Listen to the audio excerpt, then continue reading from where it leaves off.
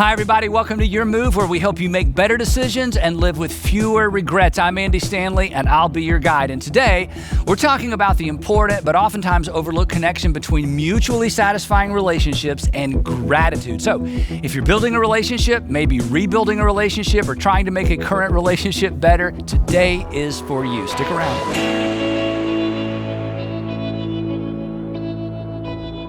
Hi, everybody. Welcome back and happy Thanksgiving a few days early, right? Hey, I hope you'll have an opportunity to celebrate with friends and family this week. For several years, a friend of mine and I would get up really early on Thanksgiving morning and participate in the Atlanta Half Marathon. I know a lot of you have probably participated in that. Notice I didn't say we ran the Atlanta Half Marathon. Some years we ran, but sometimes we just participated. But the great thing about starting off Thanksgiving with a really long run is guiltless eating all day long. Now, honestly, that was several years ago. These days, it's just guiltless eating all day long. Now, if you know anything about the history of Thanksgiving, you know that it began as a really small community's response, then a colonial response, and ultimately, eventually, our nation's response to divine provision and divine protection. Because gratitude, or feeling thankful, is actually a universal experience. I mean, when good things happen or when we're on the backside of a rough stretch, there's something just intuitive, instinctive in all of us. There's just this automatic feeling of gratitude. For some folks, it's thank goodness. For others of us, it's literally thank God, but thank somebody or thank something, right? We're just all instinctively thankful, though we may express it in different ways. It's almost like we can't help it. Now, I say it's almost like we can't help it because when it comes to expressing our gratitude to each other, it's not always so intuitive, right? It's not always so fluid. It's not always so instinctive. Not only can we help it, oftentimes we do help it. We withhold our gratitude. And when you withhold gratitude, when I withhold gratitude, we actually create a gap in the relationship, an unfilled space. There's unfinished business, which creates a glitch in the relationship. And if it goes on for too long, it actually undermines the integrity of the relationship. Or to put it bluntly, few things sting, isn't this true? Few things sting more than ingratitude. And here's why. Because ingratitude communicates, I don't see you. I don't even see you. I don't recognize you. I don't recognize what you've done. I don't recognize your effort. I don't recognize your sacrifice.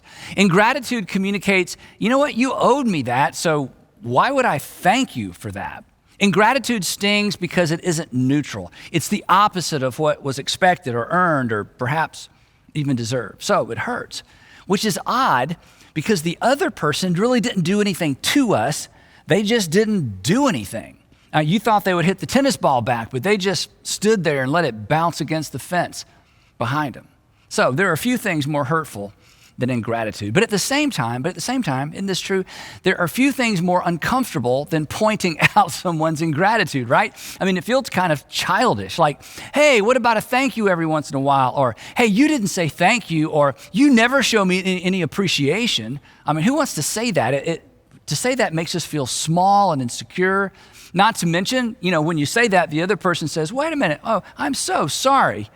But what we hear is, I'm so sorry, little baby, who needs constant reassurance and affirmation, right? So even asking about or bringing up the subject of ingratitude is so uncomfortable. Ingratitude is a strange thing because, well, it's not even a thing. It's more a lack of a thing. But it doesn't always come packaged in silence or a lack of response. Sometimes ingratitude is actually expressed verbally. You've been in this situation. You do something for somebody else, and instead of saying thank you, they explain that, well, you didn't do it right, or you chose the wrong color. But mostly, in most cases, ingratitude is an absence of words, an absence of recognition of something that we've done that deserves recognition. The other odd thing about ingratitude is this. It looms large when we're the victim. I mean, it's all we can see when somebody has been ungrateful. We can't possibly miss it, but it's completely invisible to the perpetrator. I mean, think about it. When we create a gap through our ingratitude, it's all the other person can see, but we can't see it at all. We're clueless, which is obvious to the other party, which in the moment makes the pain that much worse. Or to put it simply, the recipient is always aware, right? But the culprit is rarely aware. It's so odd. Now, for me, I have to be really careful because outside my family, it's easy for me to just write off ungrateful people. And I hate to say that, but it's true. I mean, I can be a one and done person. Gratitude goes a long way with me, and ingratitude, it goes a long way with me as well. But come on, it's a whole lot easier to extend generosity to grateful people. And my reason for bringing this up and my reason for bringing me up is this. Your ingratitude, which you might not even be aware of, your accidental ingratitude is leaving a mark. It's undermining your respectability, and you don't know it. I mean, the ungrateful people I struggle not to write off have no idea. The people who've written you off because of your ingratitude, you have no idea. And if you're not family, they're not going to tell you. They just move on. Now, many years ago, when I was starting off on my quest to become a good organizational leader, I had the opportunity to meet with a pretty high-profile business person for lunch in the Atlanta area. It was a friend of my dad's. That's how I got the lunch. I was in my late 20s, and I only remember one thing about our conversation, and it was not what this gentleman intended for me to remember. In fact, I bet he doesn't even remember saying this, but as you know, negatives are generally stickier than positives. I knew he had a meeting in his office right after our lunch, and we were going a little long, so I interrupted him and I said, hey, I know you've got a meeting to get to. And then he interrupted me, and here's what he said, and I'll never forget it. He said, no problem. They all work for me. No problem, I don't need to rush back. They all work for me. This is my only takeaway from that lunch. This was so offensive to me, and I didn't even know any of the other people. But when he said it, I made a decision. I will never take the people who work with me or for me for granted. In fact, I refuse to use the phrase my people or our people when referring to people that I work with. I don't have any people. No one deserves to be talked about or treated like they're somebody's people. And I'm sure he didn't mean it that way, perhaps. But it made an impression. It struck me as extremely ungrateful because he was what? He was taking them for granted. They'll wait. They've got nothing better to do. They owe me. I don't owe them. Have you ever felt taken for granted? It's terrible, isn't it? It's dehumanizing. It's one of the worst things you can experience on planet Earth. Now, moving on. If you've ever been accused, think about this. If you've ever been accused, and we all have, if you've ever been accused of being ungrateful, if you're like most people, you probably got defensive. And the reason you got defensive is because you felt like somebody was accusing you of not feeling something. Isn't that true? Somebody says, I don't feel like you're grateful. I think you take me for granted. And we immediately get defensive and we're like, oh no, and we feel like they're judging us. And we get defensive because we think, hey, how could you possibly know how I feel? Which of course is the point. They don't know how we feel. They know how they feel. They feel unappreciated. They feel taken for granted. But we feel otherwise, so we push back and we get defensive. And we say things like this, but I am grateful. Translated, I am grateful on the inside. I have grateful thoughts and feelings towards you, which, while it's true, it's meaningless, isn't it? Because, and this is the point of today's discussion, unexpressed gratitude, think about it. Unexpressed gratitude is actually experienced by the other person as ingratitude.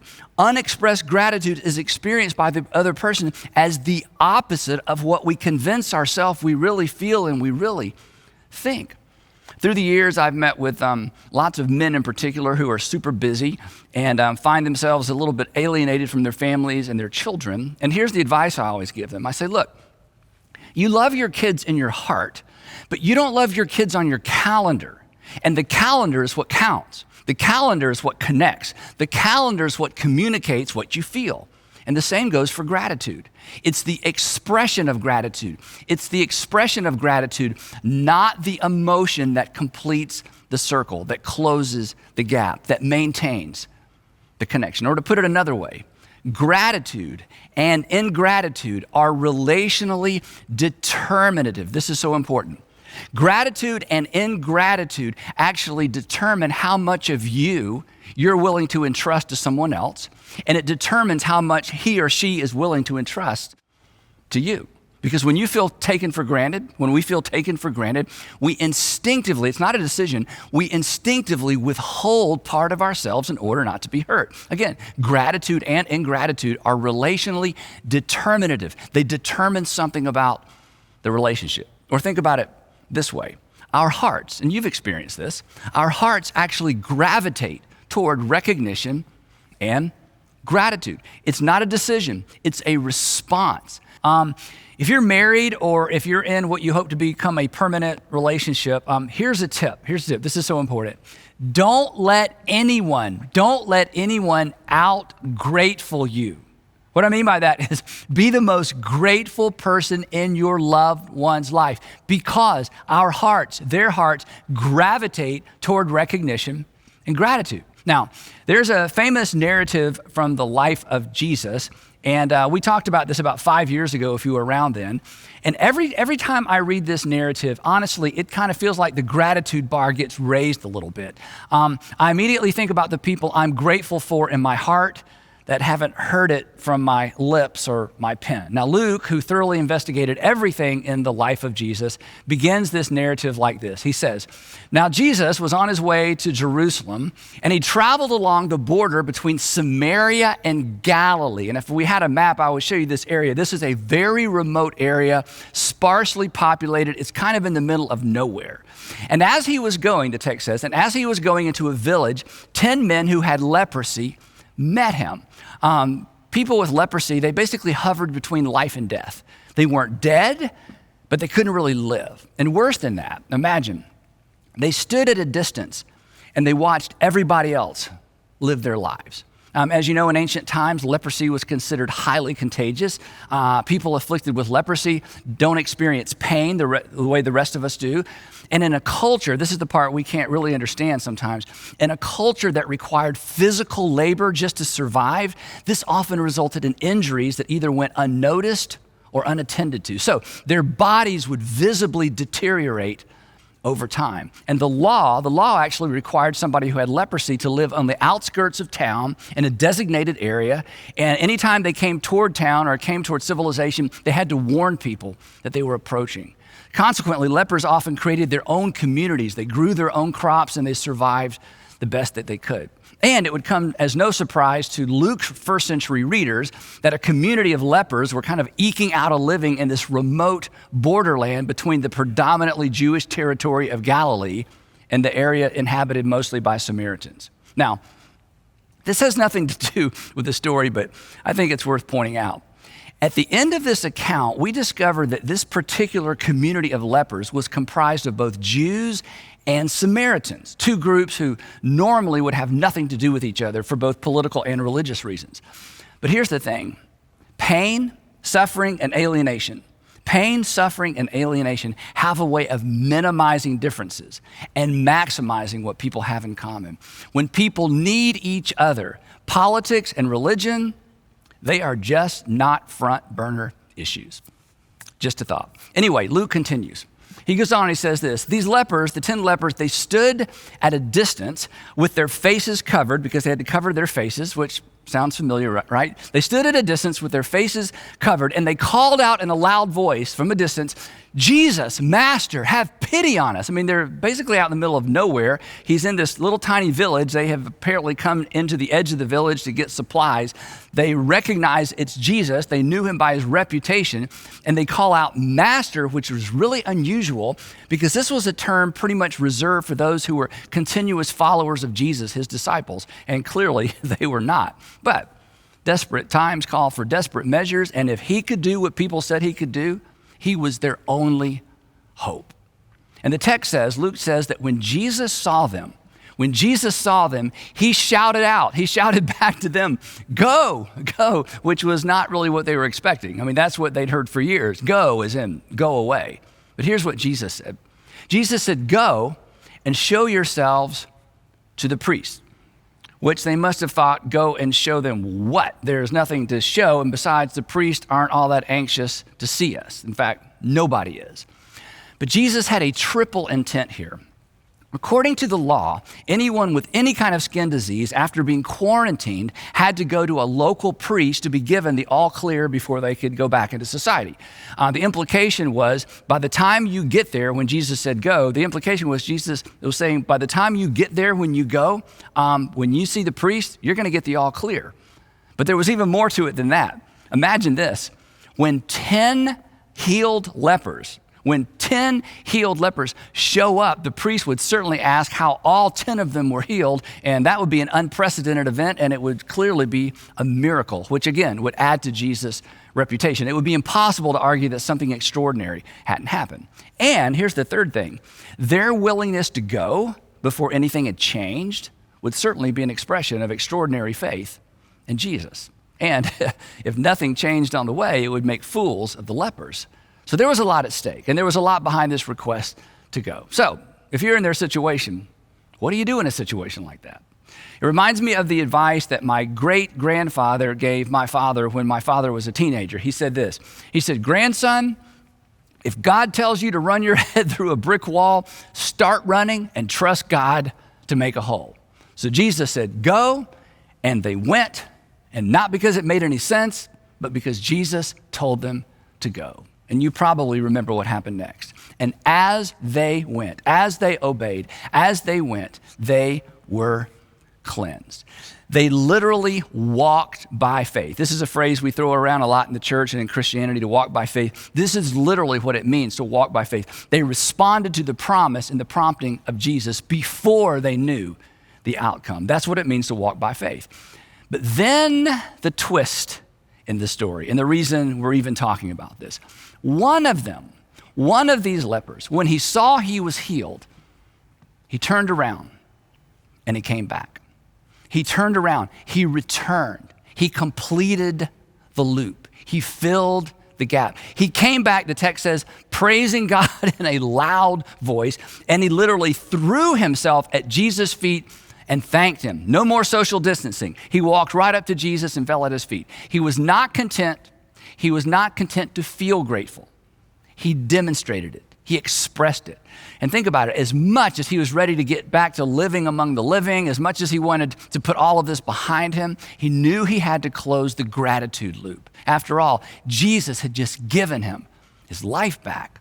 So he did what we all need to do.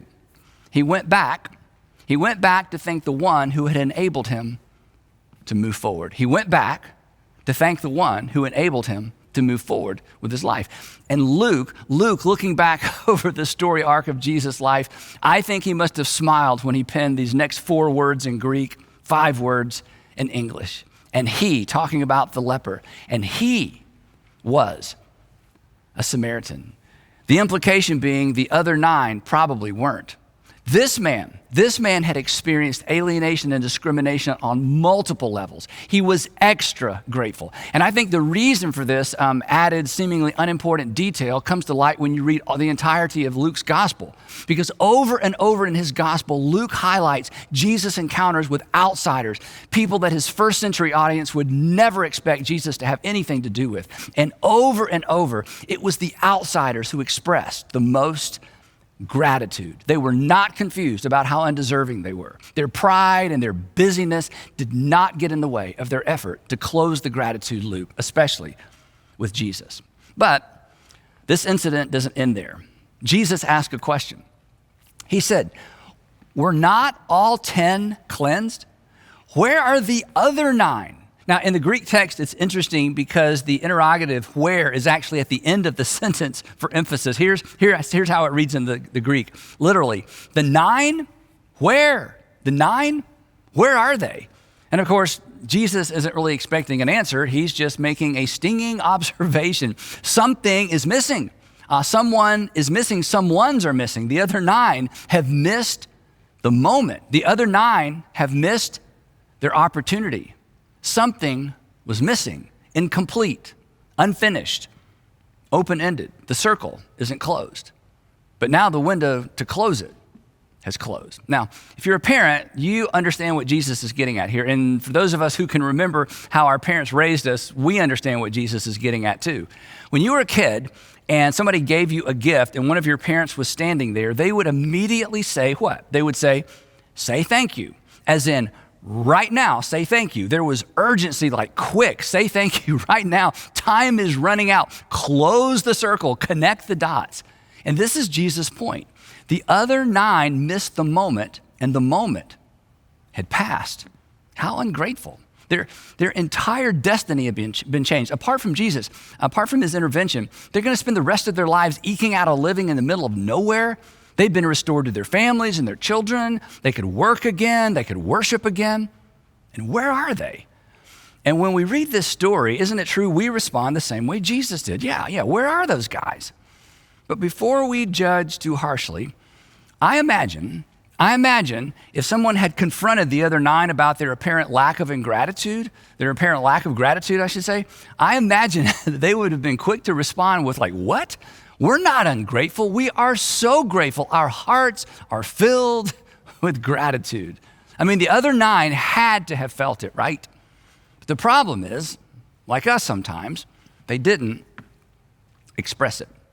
And Jesus, like us, was baffled. And he asked, has no one returned? Has no one returned to give praise to God except this foreigner? Only one returner? And again, the question is a rebuke.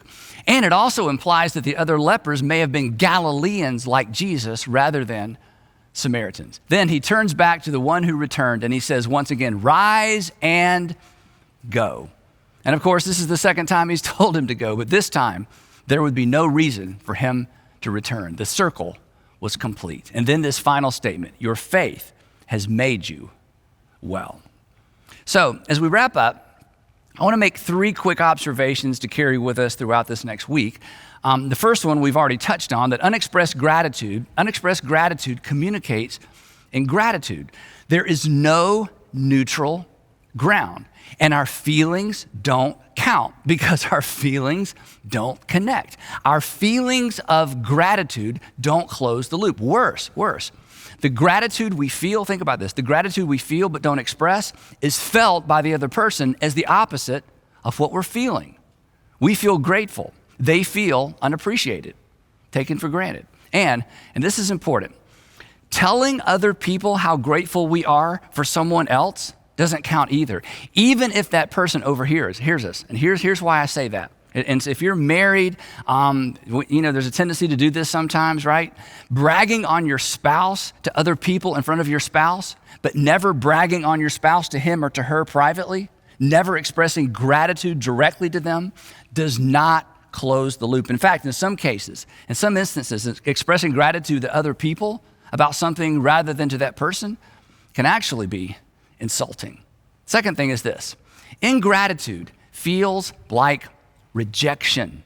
Ingratitude feels like rejection. Over time, unexpressed gratitude has the same effect on people in a relationship as rejection. It creates a gap. Again, our hearts gravitate toward acceptance, real or imagined.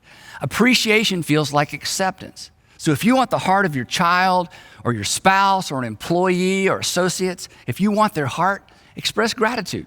You want to be surrounded by people who just do what they have to do to get by? Withhold it. Take them for granted. They get a paycheck. It's my husband. She's my wife. This is what they signed up for. This is what they're supposed to do. You may keep their hands, but you will never have their hearts. They may stick around, but the relationship will eventually be void of intimacy. Last observation is this: unexpressed gratitude may indicate an inflated view of self. And here's why I say that. The message of ingratitude is this: I could have done this without you, so I don't really owe you anything. Isn't it true that arrogance and ingratitude are generally found under the same rock? Arrogant people are generally ungrateful people, and ungrateful people usually come across as arrogant. So I want you to be really honest for just a moment. Is expressing your gratitude difficult for you? Is expressing gratitude difficult for you? Are you more comfortable pointing out how something could have been better rather than recognizing how good it actually is? If so, have you ever done any work digging around trying to figure out why you're kind of wired that way? If not, I'll give you a starting point. Here's a hint. Gratitude feels like an admission of weakness. I mean, it makes you feel like you may not have been able to accomplish what you've accomplished without help. Guess what? You couldn't. In the wake of your progress, in the wake of your success, in your rearview mirror, professionally, academically, financially, relationally, athletically, are dozens of people who facilitated your progress, who facilitated your success. And acknowledging their role is not weakness. It's maturity. It's evidence you've let go of an inflated, unhealthy sense of independence. Gratitude is evidence that you have life in proper perspective. You would not be where you are without the support and the help of other people. You do actually owe them a debt of gratitude, and that's okay. So, back to Luke's account for just a moment. Let's be the one. Let's be the one rather than the 9. Let's decide, let's make up our mind to be like the one who went back to thank the one who enabled him to move forward. Why not make it a habit of our lives to go back to the people who've allowed us to move forward? So here's a question. Who helped you move forward? Who helps you move forward? Have you thanked them recently? I mean, sure you pay them. I'm sure they married you. I'm sure it's your mom, right? But have you expressed your gratitude lately? You may feel it when you think about it, but have you expressed it? And if not, why not? Could it be you are in fact more like the 9 than the 1? That you took what was given, you got distracted by the new opportunity, the new freedom, the new recognition, and then you just went on your merry way without circling back to say thank you? I mean, if somebody told your story, or when somebody tells your story, will you be the story of the 1 or the story of the 9? And here's some good news. You get to decide. But you decide that story one expression of gratitude at a time. Gratitude that we feel but don't express is simply ingratitude by another name. So let's close the loop, right? Let's get in the habit of circling back. Let's be returners. Let's decide today to be the one. Hey, thanks so much for watching. If you enjoyed this video, please make sure you check out the links on your screen for what to watch next, and check out the description below, where we are going to provide you with free resources designed to help you make better decisions and live with fewer regrets. And again, thanks for watching.